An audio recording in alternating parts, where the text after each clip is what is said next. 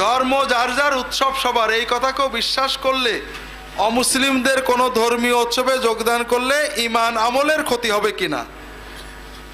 ধর্ম যার যার, উৎসব সবার,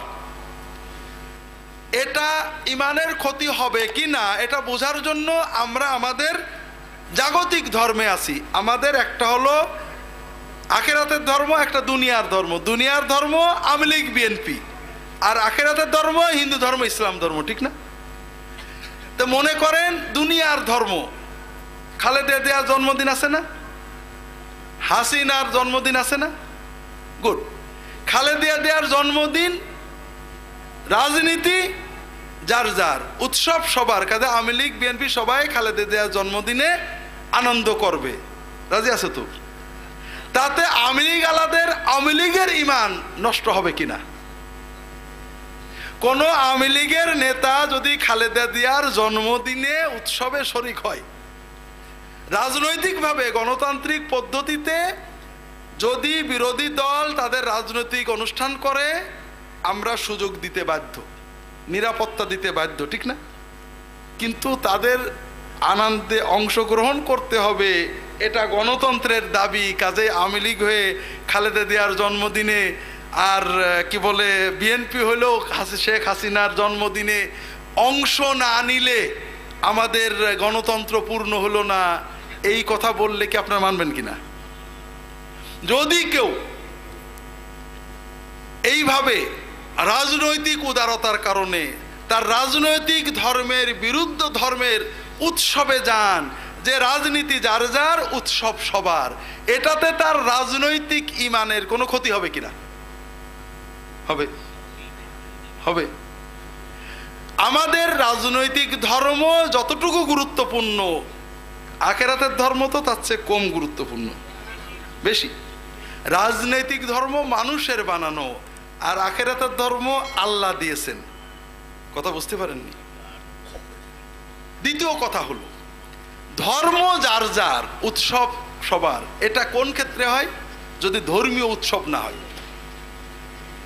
ধর্ম যার যার, কিন্তু বিয়ে শাদীর উৎসব আমাদের সবাই শরীক হবে, এটা ঠিক আছে। কিন্তু ধর্মীয় উৎসব, ধর্মকেন্দ্রিক যে উৎসব, সেটা কি অন্য ধর্মের হতে পারে নাকি? ধর্ম যার, ধর্মীয় উৎসব তারই হবে। কথা বোঝেননি? তৃতীয় কথা হলো, ধর্ম যার যার, উৎসব সবার, এটা মানবতা বিরোধী কথা। কুরবানির ঈদ, কুরবানির গোচ্ছ খাওয়ার উৎসব তো আমাদের দেশের হিন্দু ভাইদের নিয়ে আসবো, যে ভাই আসেন আমার গরু জবাই করার উৎসব, গোস্ত খাওয়ার দরকার নেই, গরু জবাই করার উৎসবে শরীক হন। এটা কি ঠিক হবে নাকি? কারণ গরু জবাই করাটা তার দৃষ্টিতে একটা অপরাধ, ঠিক না? প্রত্যেক ধর্মের ধর্মীয় উৎসবে অন্য ধর্মের অপরাধ করা হয়। কথা বোঝেননি? যেমন প্রতিমা পূজাটা আমার দৃষ্টিতে অপরাধ, আমি সেই অপরাধের উৎসবে যেতে পারি না। গরু জবাই করাটা হিন্দু ধর্মে অপরাধ, কাজে তিনি আমার উৎসবে আসতে পারেন না। ধর্মের নামে, ধর্ম নিরপেক্ষতার নামে, উদারতার নামে কুরবানির উৎসবে হিন্দুকে দাওয়াত দেওয়া যেমন অপরাধ, ঠিক পূজার উৎসবে, বড়দিনের উৎসবে মুসলমানকে দাওয়াত দেওয়া তেমনই অপরাধ। শুধুমাত্র আপনার ভিতরে যদি ঈমান না থাকে, তাহলে আপনি এটাকে প্রতিমা পূজা হচ্ছে মনে করেন, ঢোল ডগর বাজিয়ে আনন্দ হচ্ছে, খালেদা জিয়ার বিরুদ্ধে গাল দিয়ে গান রেপোর্ট প্যারোডি বানানো হচ্ছে, আপনি রাজনৈতিক উদারতার নামে ধর্ম যার যার, উৎসব সবার বাদ্য আসরে আপনি গেলেন, পারবেন? যদি আপনি বিএনপি, যদি ইমানদার হন, পারবেন নাকি? পারবেন? মনে করেন ঢোল ডগর বাজিয়ে উৎসব হচ্ছে, উৎসবে শেখ হাসিনার বিরুদ্ধে প্যারোডি বানায় গান টান গাওয়া হচ্ছে, নাচ গান চলছে। মনে করেন খালেদা জিয়ার জন্মদিন উপলক্ষে সন্ধ্যায় একটা উৎসব, আপনার যদি আওয়ামী লীগের প্রতি ঈমান থাকে, উৎসবে যেতে পারবেন? পারবেন? আরে রাজনীতি যার যার, উৎসব সবার, একটু আমুন এসে আসি, পারবেন? কারণ আপনার রাজনৈতিক ঈমান আপনাকে বাধা দেবে। যদি আপনার রাজনৈতিক ঈমান আখিরাতের ইমানের চেয়ে বেশি দামি হয়, তাহলে আপনি বুঝে নেন আমি ফতোয়া দিচ্ছি না যে আপনি মুসলমান না, আপনি প্রতারক। যদি হিন্দু হয়ে আপনি কোরবানির গরু জবাইয়ের উৎসবে তালি দিতে পারেন, গরুর গোশত খাওয়ার উৎসব করেন, তা আপনি নিজেকে যাই মনে করেন, হিন্দুরা আপনাকে হিন্দু বলে মানবে না। কথা বুঝেননি? হ্যাঁ, তাই কাজেই ভাইরা, ধর্ম যার যার, উৎসব সবার, এটা যারা বলেন দুর্ভাগ্যজনকভাবে আমার ধারণা একেবারেই না বুঝে বলেন। আপনি যদি